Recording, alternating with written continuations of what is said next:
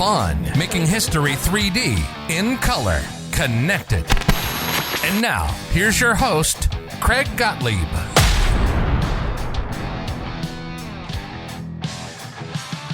Do you remember your dreams?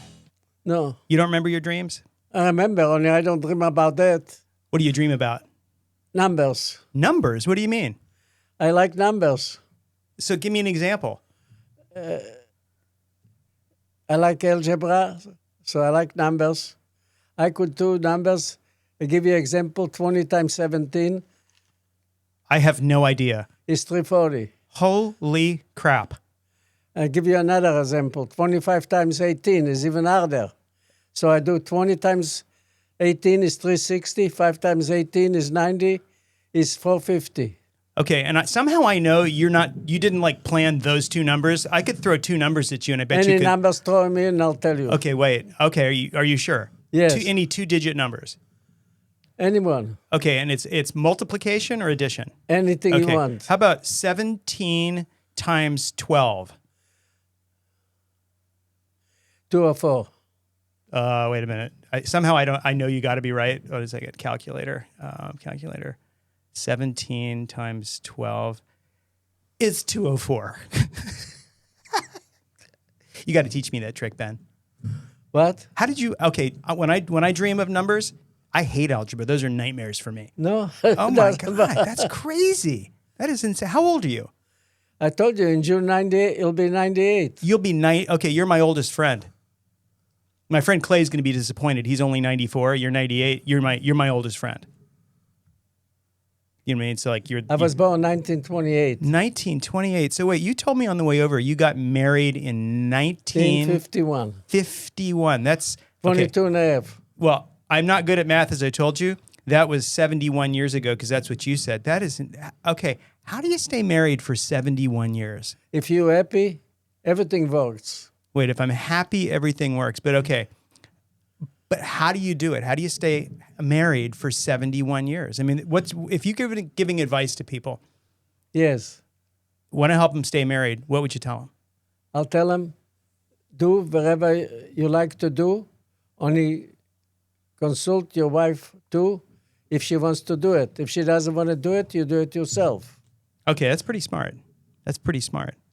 Because the last 10 years when she was sick, I told her it's very stressful for me to stay home.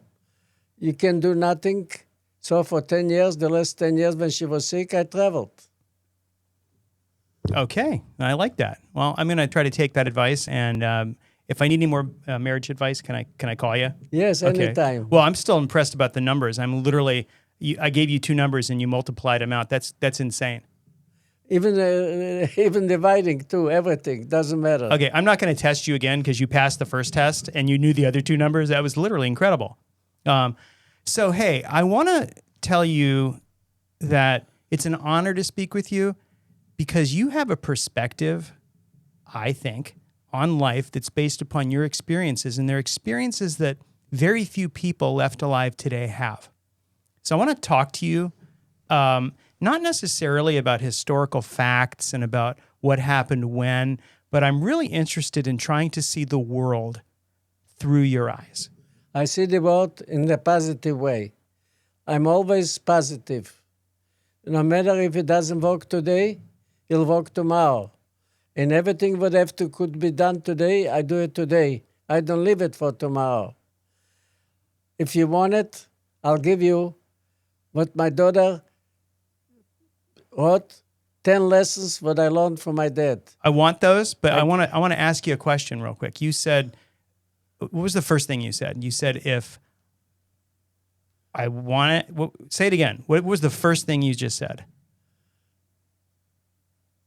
I want to be positive. Positive, that's right. You want to be positive. So that's easy-ish today. You know, it's like we have problems in life, but we can generally say, hey, I'm going to be positive today. You know, my back hurts when I get up. I'm going to be positive.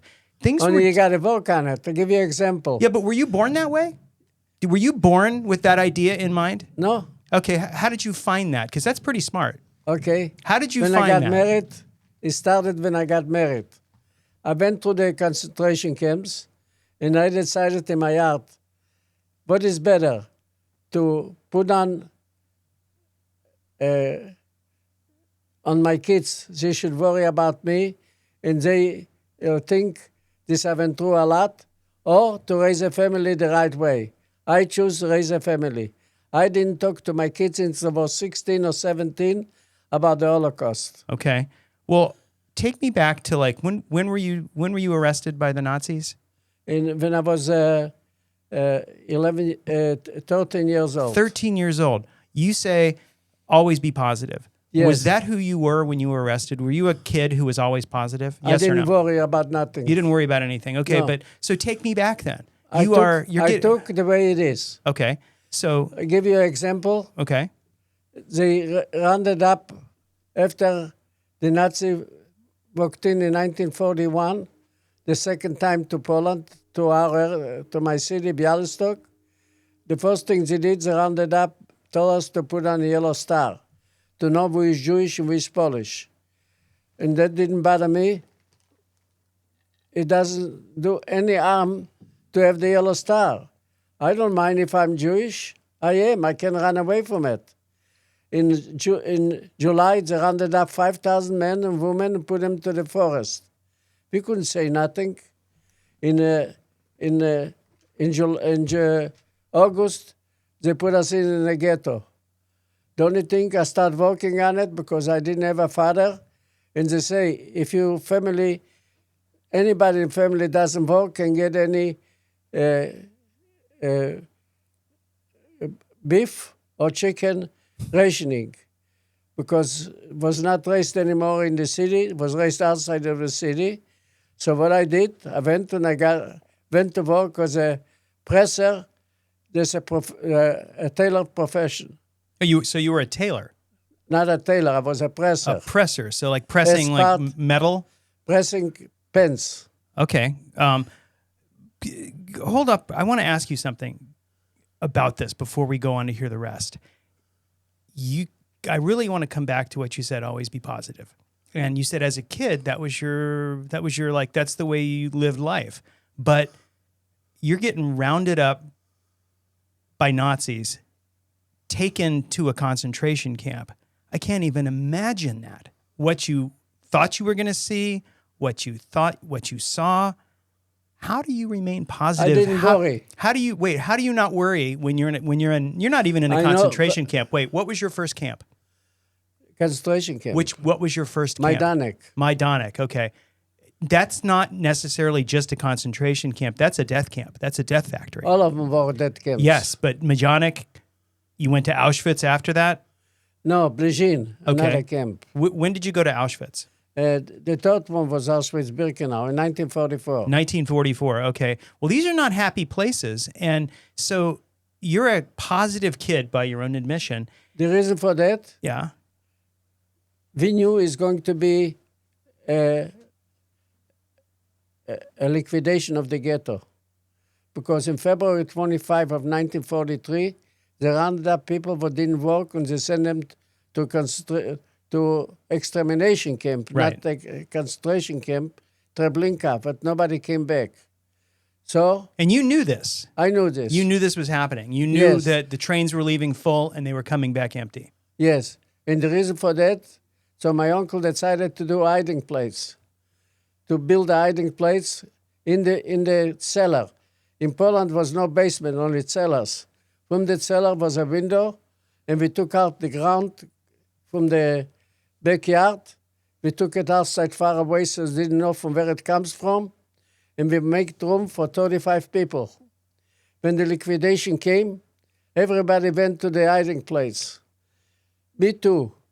The only thing is, Jewish people from 18 to 45 or 55 took up guns and want to shoot against the Nazis. There's no willpower against tanks. They come into the ghetto, to the gates with tanks. So what the Jewish people did, they start burning houses by the fence. My uncle's house was not far, we smelled smoke. My uncle and his son and me went out to check, and the Germans took us outside of the city. Over there was waiting trains to take us to the camps. to extermination, not camps. Oh, man.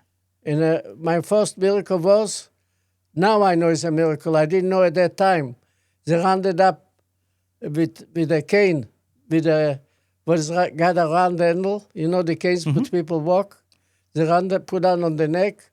They choose 500 men and women, put us in 3 separate train cars.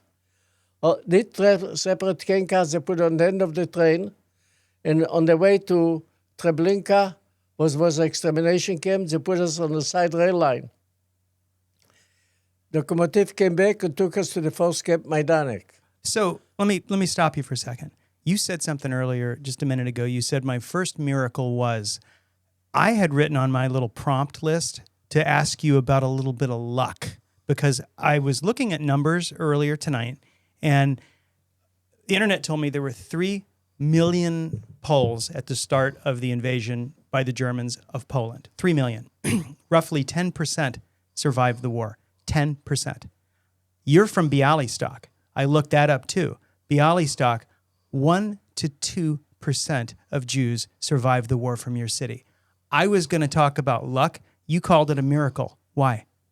Because I'll show you an example. Let me give you another example. But why do you call that a miracle rather than luck? Because from somehow come up to tell, like we were in Majdanek. After 5 months, came a nice dressed man with a few officers, and they said, we want to know what you worked in the ghetto. Because my uncle was auto mechanic, he said, you'll hold a wrench, and this way we'll be together. But they came to me, they asked me, what is your job? I got scared, and I told him I was a presser. He said, how come a lad like you, 16 years old, is a presser? So 15 at that time, not 16. So I told him, because my father died, he didn't tell him he got killed, and I had to support my family to have food on the table. Right. He liked my answer, and so happens he needed 200 shoemakers and tailors for the war with Russia at that time.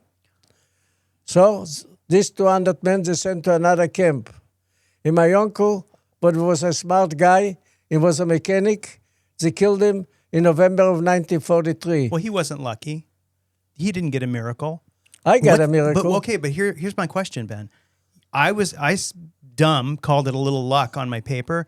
You called it a miracle. Why Yes. do you think it was a miracle? Because who helped me to do it? Who? God helped me. Okay, brings me, so you believe in God. Yes. I do too. Next question for you.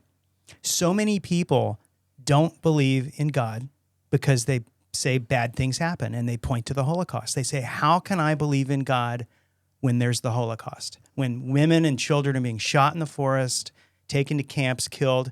You believe in God, and you were there. Why?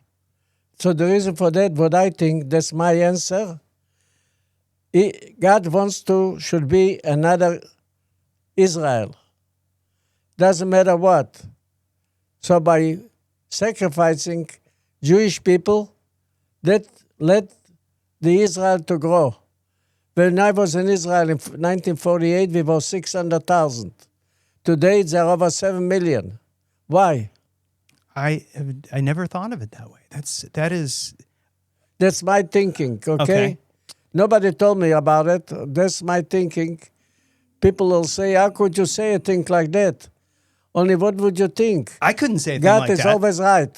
I agree with you, but I tell you what, I as a human being could never say something like that. If I said something like that, that would be, it'd be the end of my everything. But you were there, and what you just said is profound. I never thought to think of it that way.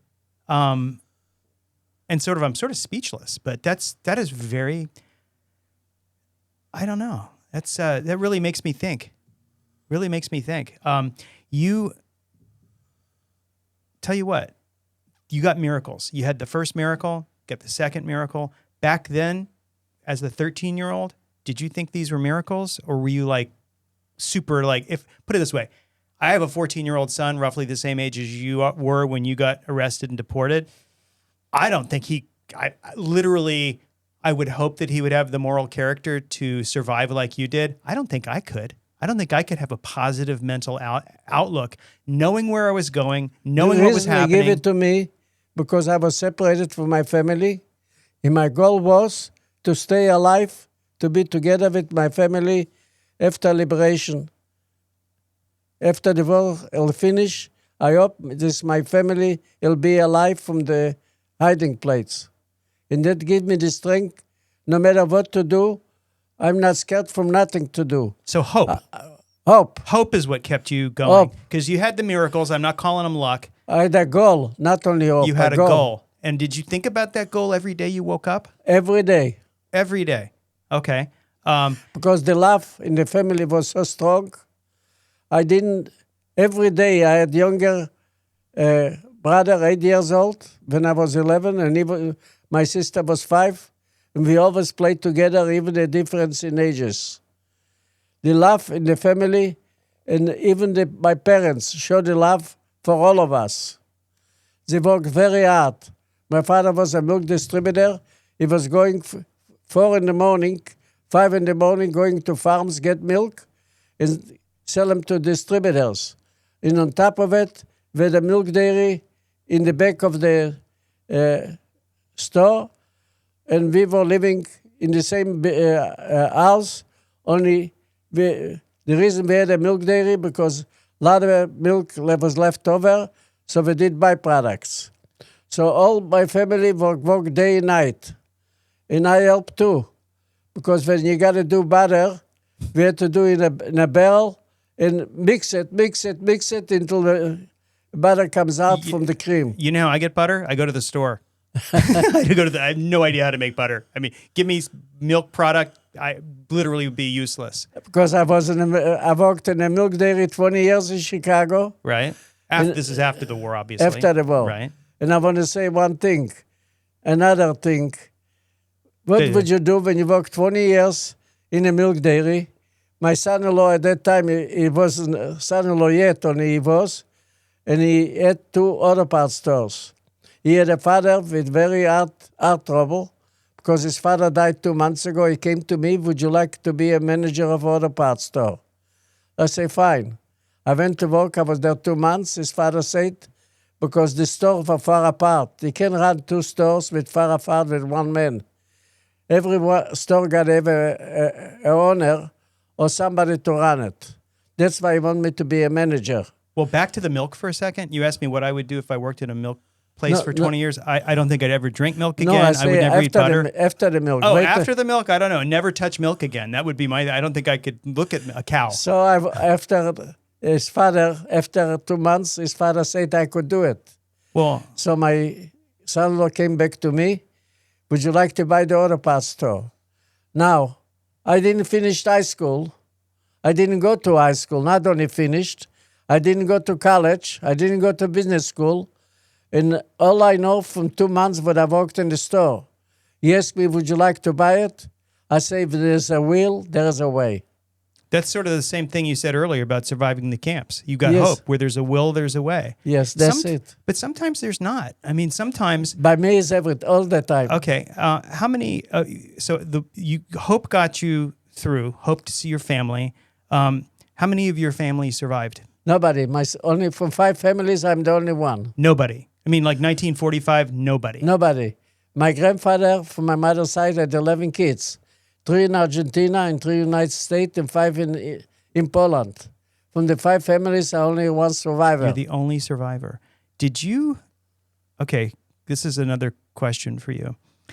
Going back to leaving the ghettos, being liquidated from the ghettos, getting on a train, going to a death camp. Let's talk about fear for a second. Fear. People are afraid of a lot of things. People, I can imagine in your position, probably had a lot of fear. And I looked up a quote, and this is not me remembering great quotes, Winston Churchill. He said, and it's a version of what I say, fear is a reaction, courage is a decision. Fear precedes courage. Were you afraid at times? I was thinking about it, or not fear, because there was no choice. What could I do different? So you literally one foot in front of the other. That's it. I know there's no choice to do anything else. Or you go to the camp, or you get killed. I was lucky, and that gives me the strength too, because all the people went to Treblinka and nobody came out, and I'm alive. That gives me the strength, no matter what, I'll do anything to stay alive. And that's what I did all the time in the camps. Every day. Every day. Every day you woke up and said, I'm going to survive today. Yes. Okay. And you're 14, 15 years old. I was 15 when I went to the camps. When I came out, I was 17. When did you get to Auschwitz? And when I was 16 years old. 16. And is that where you got your number? Yes. On your arm? Was a selection, like I told you. Okay. With 2 boards. Right. Horizontal and vertical. So there's a horizontal board and a vertical board. Yes. Wherever touched the horizontal would go to labor camp. Wherever didn't touch would go to the crematorium. So if you weren't tall enough, they would send you to the gas chamber and the crematorium if you were tall enough. And so you were tall enough. No. I stand up on my toes. You're kidding me. I'm not kidding. So did you think... I'm tall? No, I'm not tall either. You're 90, what, 96? 97? 97 and a half. 97. I think when I'm your age, I'll probably be 5'2", but hey, listen. So you're... Okay, so let's talk about this for a second.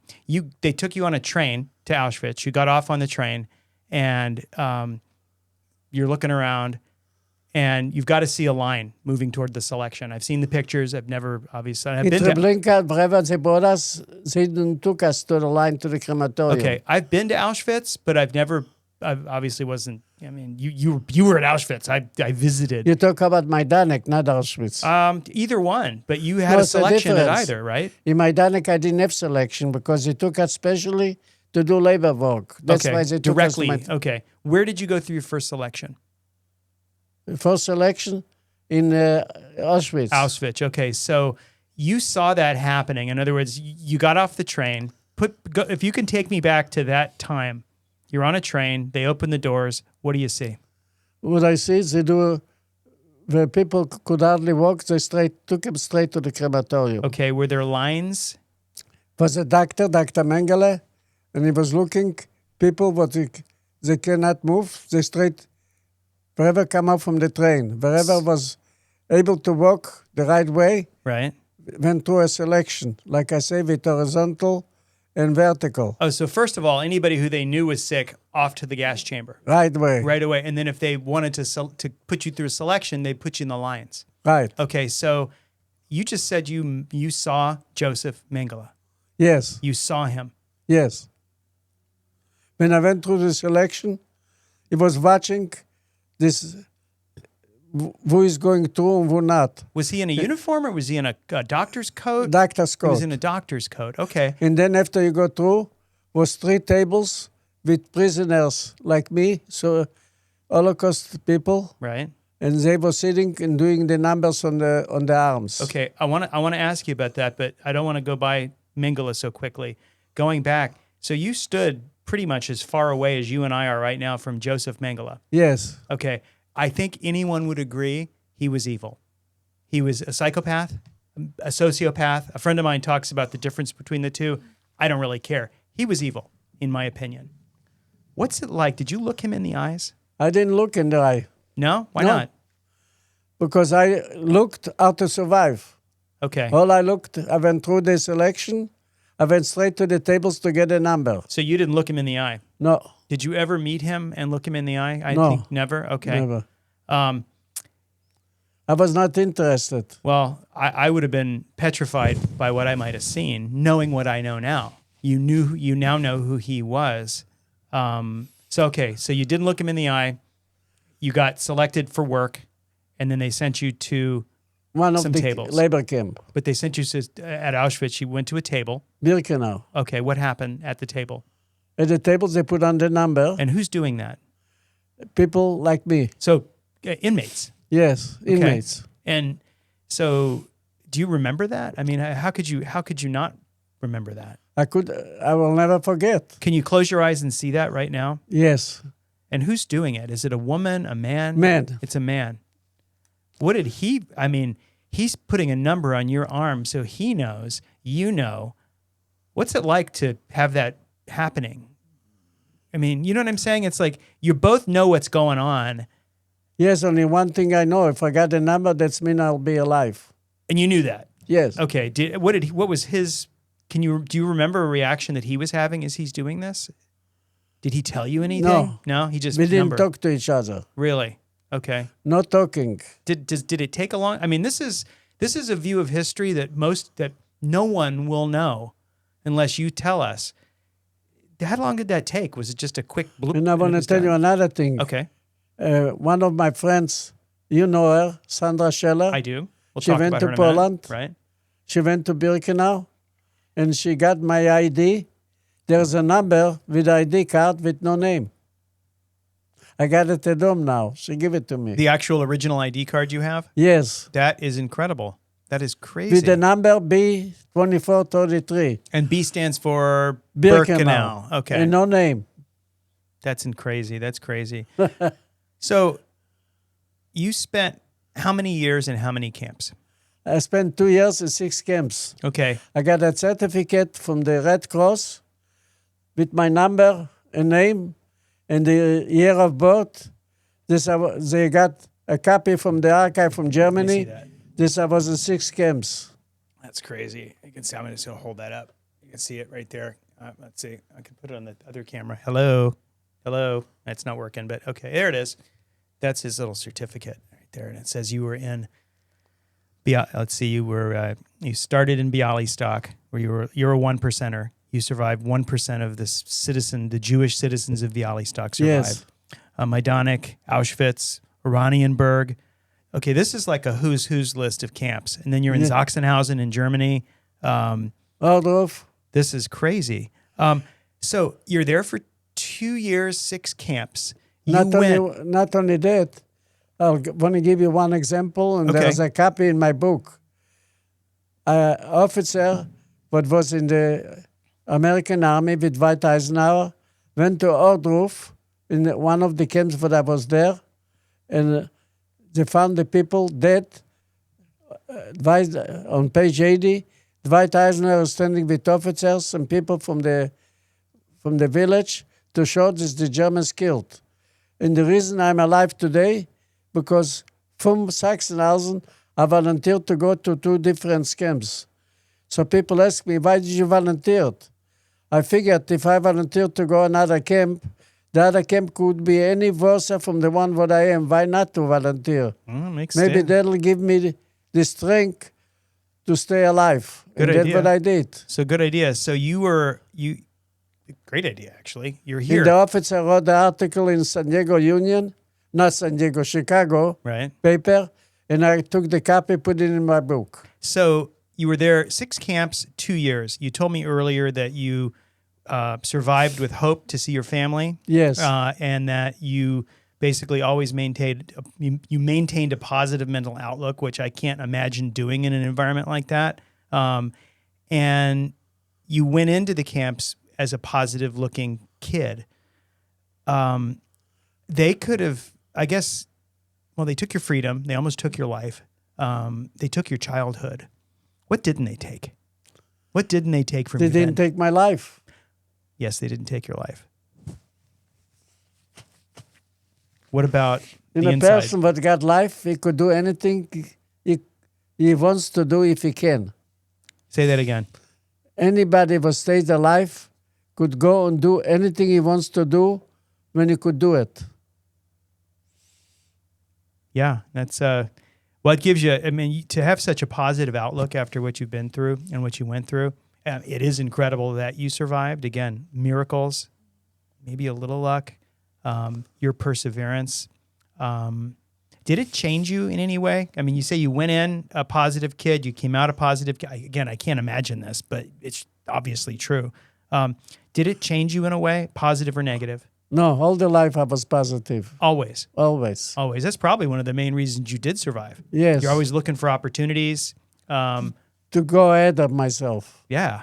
Let me shift for a second and ask you a question about anti-Semitism. 3,000 years, Old Testament to today, everybody hates Jews. They use Jews as a scapegoat. it's a recurring pattern. It never seems to stop. Why do you think Jews always get that? Why has the world always looked to Jews and blamed them for things and anti-Semitism? Why is it still alive today? Okay, I want to tell you that's my answer. I want your personal answer for that. Yes. Take a look, Jews, a lot of them are on the government. In any government are Jews. And they don't go to not clubs, to drink liquor in, what's it called? Yeah, like a bar. In bars. Right. You wouldn't see Jews in the bar. And that gives them time to think what to do. When you drink too much you drink too much wine or too much liquor, Right. your mind goes in the sky. Mm-hmm. Okay. You're not anymore the same man. And that's the reason why they hate the Jews. Because they got in high position in the government. They are doctors, lawyers. You don't see too many Gentile people to be doctors and lawyers or judges. Interesting. You know, I had a conversation with my friend Cole on the way over, and he said a similar thing. He says a lot of people will look at throughout history. Oh, you mind me talking about you, Cole? Good? All right. Cole's sitting off the watching us here. He said sort of the same thing you said. That's pretty profound. He said that young people are having trouble sometimes paying their bills, making the rent, and throughout history, when they see people who have, they blame the people who have not blame the people who have. Is that sort of what you're saying? Yes. Okay. It's not only that. If I see I haven't got enough money, when I worked in the dairy, I worked for 8 years, 2 jobs, because I lived in an apartment and I wanted to buy a house. I worked 2 jobs. Where would you see a person to get up 4 in the morning, unload a trailer to vendors to give milk, take in the empties till 8 in the morning, get home, 12 o'clock, go to a regular job and come back home 8 to 10 at night? Where'd you get your work ethic? That's me. I want to survive. Yeah, but you had a work ethic that I think came from someplace. Where did you get it? My parents. Your parents, okay. See, that's interesting. I'm gonna put a pin in that and talk to you about kids today. But your parents taught you the value of hard work, Hard work. and that's something you've taken through your entire life. The entire life. Okay, but I would tell Hard you, work pays off. hard work does pay off. Hard work. What's the thing? Hard work plus opportunity and luck. What's that phrase? I don't know. I'm really butchering it, but I think you're right. Hard work, but a lot of kids today do have a work ethic. It's not. Why a lot of Jewish people going to higher education, like to colleges, Right. not only doctors and lawyers, they want to be something else, even teachers. Why do they do that? Because they want to go ahead of themselves. All right. So I have a friend of mine. His name's Gerald Posner. He's an author. He's written a ton of great books. And I texted him and said, hey, I'm sitting down with Ben Midler, and he and his wife had a question, and I'm going to read it from my texts. He said, and his wife Tricia is the executive director of Anti-Semitism Watch, and she wants to know how you feel about the surge in anti-Jewish hatred in the past few years. And basically, the way she's looking at it is sort of after the end of World War II, Jews got a little bit of a break from anti-Semitism because such terrible things happened. And that's back now. It was back right away. After 5 years was quiet, and then it came back right away. 5 years. Yes. So it hasn't gone away. No. Huh. Well, it's been around for 3,000 years, right? Yes. And it's going to stay. Okay, is there a future in our world where there is no anti-Semitism? The reason for that, like I say, the hatred comes because you see they are better from you. Okay. And they hate. Do you think anti-Semitism will have a place in our future forever? Looks like it. It'll never stop. Well, that doesn't make me happy. You got to see the truth. Yeah, that's true. Okay, so let's talk about justice for a second. I did some research. There were 2 million people involved in what they call the broader machinery of genocide. Okay, 2 million people somehow, some way contributing to the Holocaust. There were 200,000 direct participants. These are average numbers. Interesting, 2,200,000. Of those 2 million, 20,000 were convicted worldwide after the war. In Poland, at Nuremberg, other places. That's about 1%. That's 1%. But how does that make? What is that? How does that make you? What do you think about that? What say you, Ben, about 1% of perpetrators receiving some form of justice? It's not for me to decide. The reason for that, because the people, wherever in the government, thought they went through a lot, like the Jews went through. There was a lot of Polish people in the camps too. In Auschwitz was a lot of camps. They even killed them in Auschwitz. Was a place where they even show these people were killed and they put on their names. Here was killed people. So not only they killed Jews, they killed more Jews. Only they killed Poles too. Absolutely. Jews, dissident Christians, homosexuals, Yes. gypsies, communists, other people. I mean, it wasn't just Jews. Yes, Jews took No. the highest casualties, but it's still 2 million people involved. 1% saw justice. Doesn't it make you angry? Makes you angry. Only I do what I gotta do. Okay, so you don't have time to be angry at this. No. Okay, there's no time to do it. It's like drive on. I go on with my life. That's very, very healthy. Yeah. Okay. So how about this one? Go back to 1960. You're where are you in 1960? 60 or 50? 60.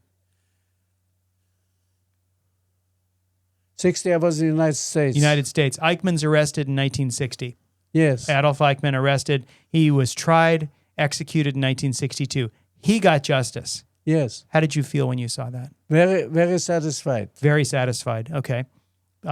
Joseph Mengele, the guy you met on the ramp at Auschwitz, 1979, he dies in a swimming accident in, I think it's Argentina, Paraguay, Brazil. Is that fair? No. Because nobody to turn him in. Well, when you saw Eichmann executed, satisfied. Eichmann he was going under a different name. The only thing, people wherever was in the concentration camp saw him and knew him, and they recognized him going down from a bus, going him to work, and they told the Mossad, the Israeli espionage, Yep. and they went and they caught him. Yeah. You said you were in Israel in 1948. 46. 46. Did you fight in the war? What? Did you fight in the war? Yes, I was 2 years in the Palmach. Really? Yes. So you that's I did not know that. It's Yes. incredible. So how long did you live in Israel? 13 years. 13 years, and then you came to America. Right. Where'd you meet your wife? In Israel. Was she a Holocaust survivor also? No. I met her. I worked because we were 30 people from the school wherever we were working, and we got to the army together. We were a group of 30 students. So after we finished the army, we didn't know what to do, no profession. So we went to build a farmer's village. So over there, we only boys. You can't be only boys in a farmer's village. No, you cannot be only boys. You need the So was a counselor, but he taught us how to grow things on the land. Yeah. Hey, have some water. Ben, I asked you earlier. I said I want to bring you some refreshments. Do you like a glass of wine? You're like, nope, don't drink. I just want cold water. There you go. You got it. I can't drink wine because I got a pacemaker. Oh, okay. Well, So how long you had your pacemaker? 16 years. 16 years. My gosh. And I got 3 stents. Do you think it was because of the all the butter you ate at the I don't at the, know. at the milk factory? I don't know from what. Well, okay, so your life, it's incredible. Your response to and your reaction to and the way you grew out of your time as a prisoner, everything you've seen and survived. I'm interested in what your views are about stuff going on today. Like, what makes you lose sleep about stuff happening today? And you can pick any topic. What worries you about today and the future? I don't sleep about it. During the day, I could think about it. When I go to sleep, nothing is bothering me. Nothing at all. So you go to sleep with a clear conscience. Clear conscience. Okay. So when you're awake, what bothers you about things that are happening today? It can be anything. Because the anti-Semitism is still going on. Okay. When you said it's going to keep going on forever. Forever. Okay. So what do we do about it? We try to do, nothing will help. Because people hate people. And I told you before, because the Jewish people are advancing fast and they are staying behind. By going to the drinking liquor day in and day out, in their life, married life, I don't want to say they have trouble. Only a lot of them got trouble in married life, and that keeps them occupied. So you think like alcohol is a problem? Alcohol is the problem. Okay. Homer Simpson said alcohol is the... Do you know who Homer Simpson is? Maybe not. Homer Simpson's a cartoon character. He said alcohol is the cause of and solution to all life's problems. I definitely think alcohol is a factor. For them, alcohol is I didn't mean the to make a solution. joke. That sort of didn't go over very well. But I do think you've got a point there. But alcohol is a sort of like a layer, in my opinion. It makes things worse. Makes them things to forget. Yeah, that's true. People do drink to forget. But what worries you about things you see happening today? I mean, people are always going to drink, just like you say. People are always going to be anti-Semitic. But like, if you look at 2026, I mean, some people worry about AI. Some people worry about kids and how they have no X or Y. I mean, it worries me. What worries you? In Israel, the war never stopped. The war never stopped. Right. Like they're fighting now. Right. And you never know when Hamas is going to disarm themselves.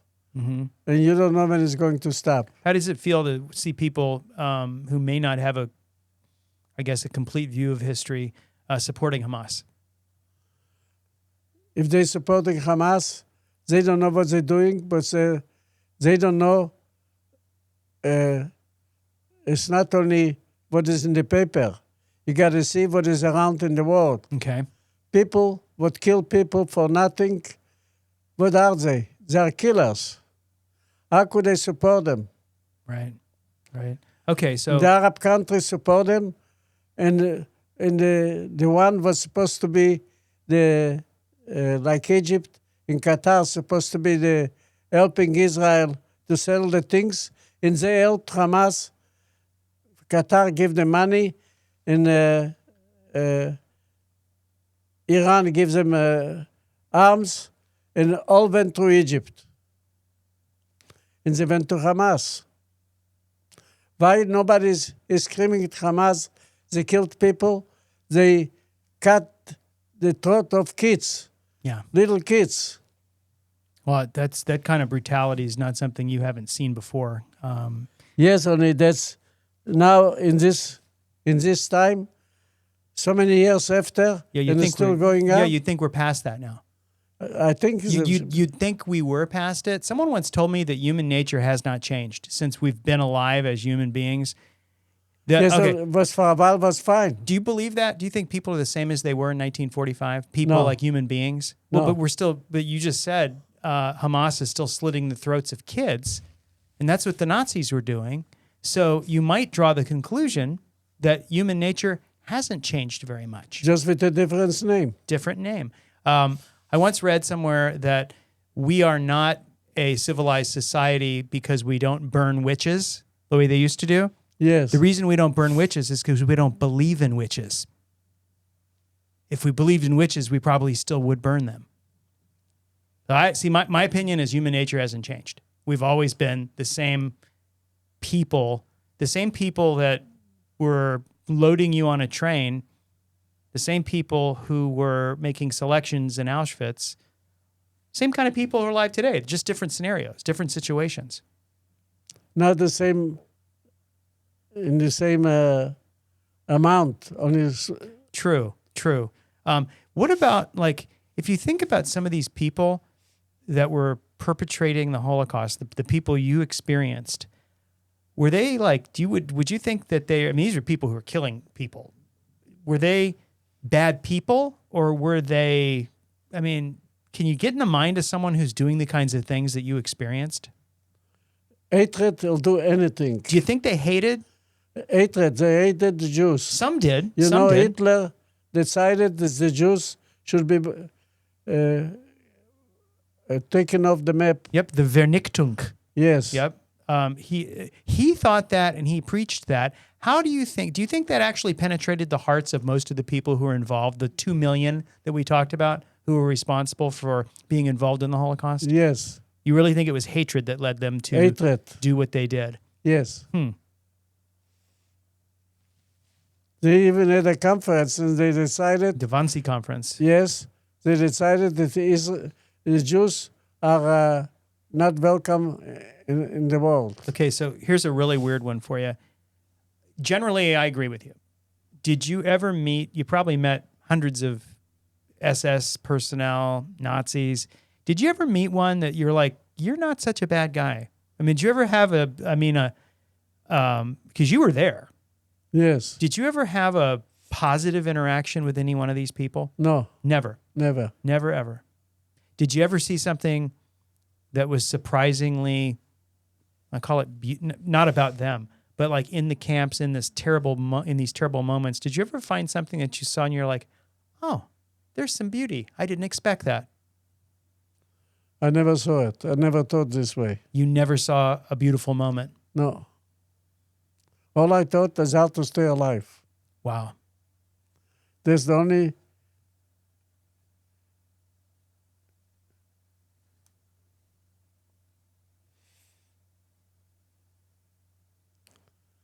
I wrote a book in 1990. It took me 3 years to write. In 3 years, I was crying. Only after I cried out myself, I said, that's enough. Speak about it, talk about it.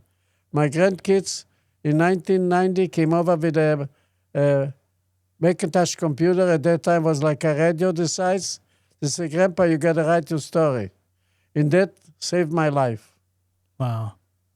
Okay, so you're in your 96. See how bad I told you I was with numbers? You're 96, right? 97. 97. Oh my God, I'm so bad. So if you could, as a 97-year-old Ben Midler, go back in time and tell the 14-year-old Ben Midler something, what would you tell him? Stay alive. Try to stay alive. Don't think about nothing else. That's what you did, though. That's what you I did did. Exactly that. So he didn't need that advice. What advice do you think he would need from you now? If you could close your eyes. Close your eyes for a second. Just close your eyes. Go back to 14. Go back to a moment where you think that young Ben Midler could use some advice. What would you tell him? I didn't think about it at all. All I think, how to stay alive. And that was my thinking, and that would keep me going all the time. That makes that makes a statement, because what you said kept you alive is what you would encourage him to think about, even though you did think about it enough that you survived. Yes. Wow.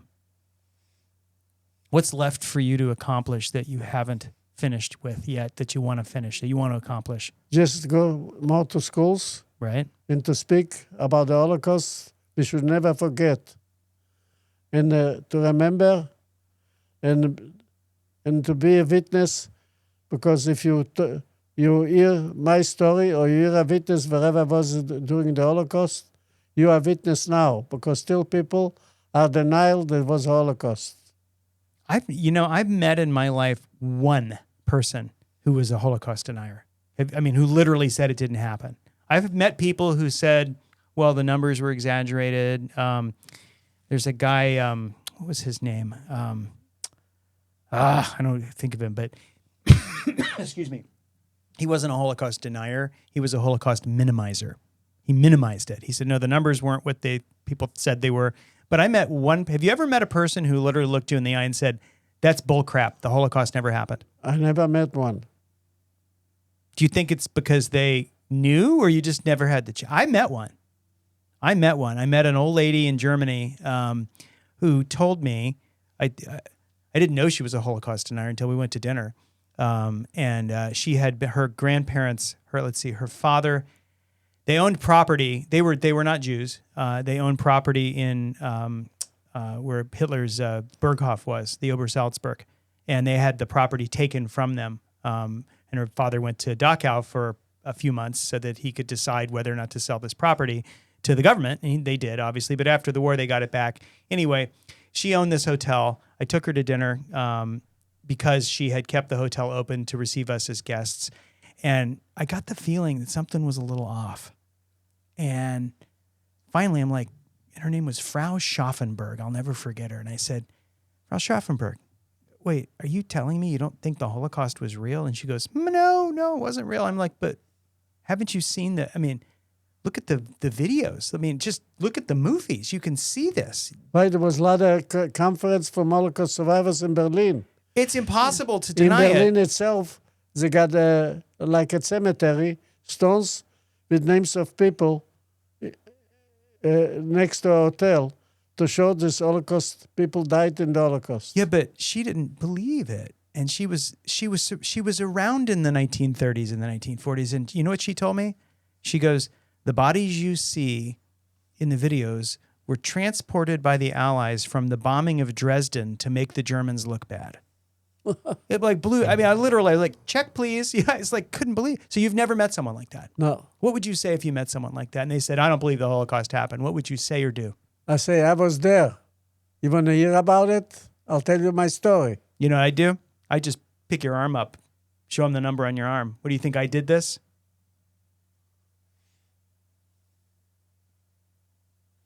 That's it's astounding to me that people don't even some people don't believe it. And so you go to schools, you talk to kids, and you want to just keep doing that. That's what every school you haven't visited is something you haven't finished yet. I got from one school, but 100 thank you notes. Sandra Scheller, not Sandra Scheller, Levi, but she's with Stand With Us. She saw it. She couldn't believe it. People say, thank you for giving us your story. Now we know what's happened. What about the museum in San Diego? Our mutual friend Sandra is building a museum. It's, and by the way, I think she wants to build a museum. Well, right now her display is in the La Jolla Library. You can still exhibit. See it. Right, there's a really good exhibit. Yes, and it's there. How'd you get involved with that? Very much. How did you get involved with that? Because I'm with the New Life Club.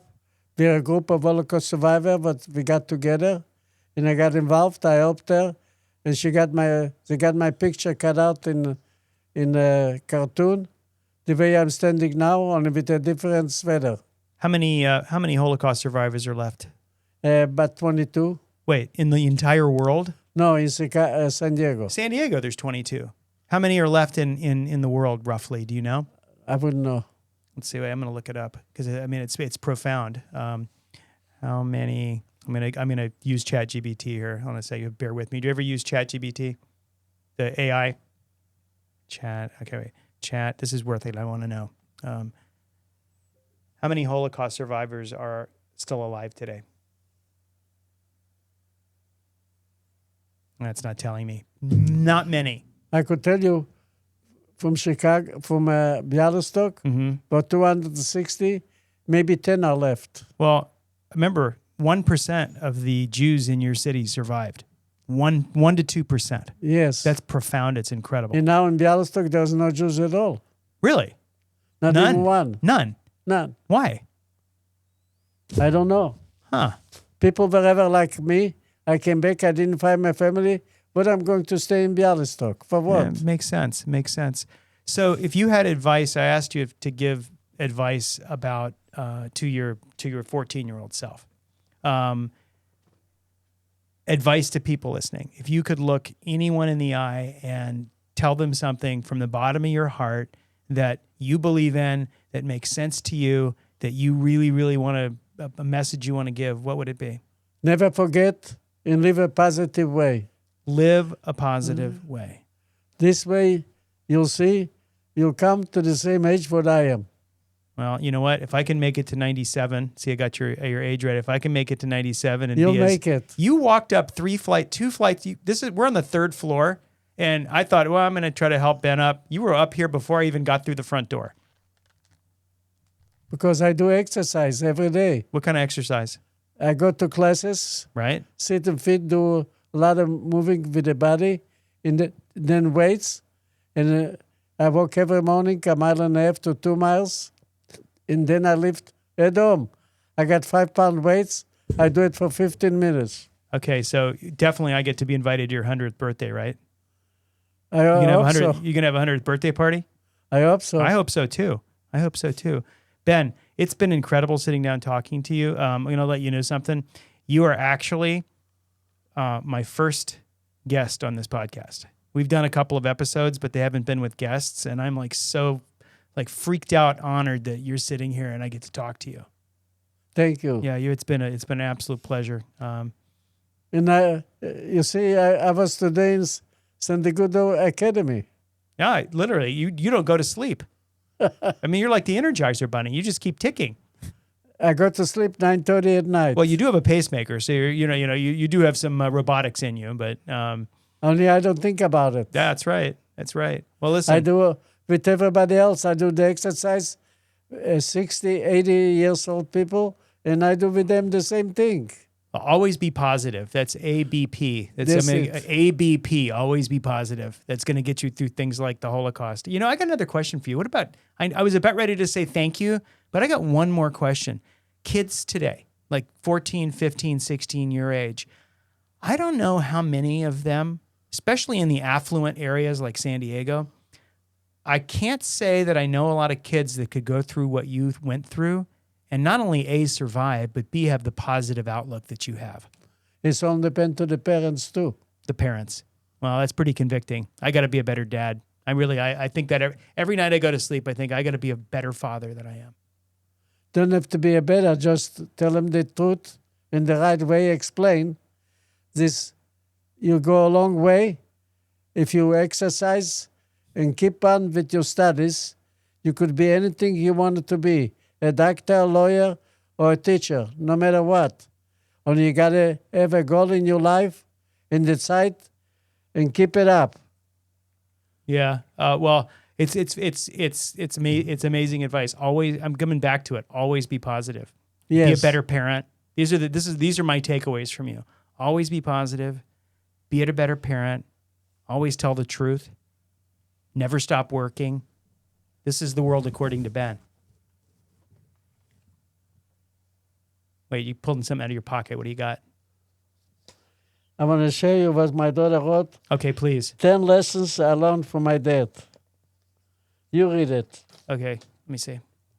May I? Yes. It'd be an honor. Okay, so 10 lessons I learned from being raised by a Holocaust survivor. Don't leave for tomorrow what you can do today. Be the first in line, not the last. Makes sense. Don't judge. You never know what is in a person's history. I believe that. Don't wait for opportunities to come to you. You go get them. Live in the now. Don't fear anything within reason. Follow your intuition. If you want to do something, try it. What's the worst that can happen? Are you going to die? Tell the truth. Say what you mean. And this is number 6. A response to a question of maybe or I don't know is unacceptable. No wishy-washy responses. I like that.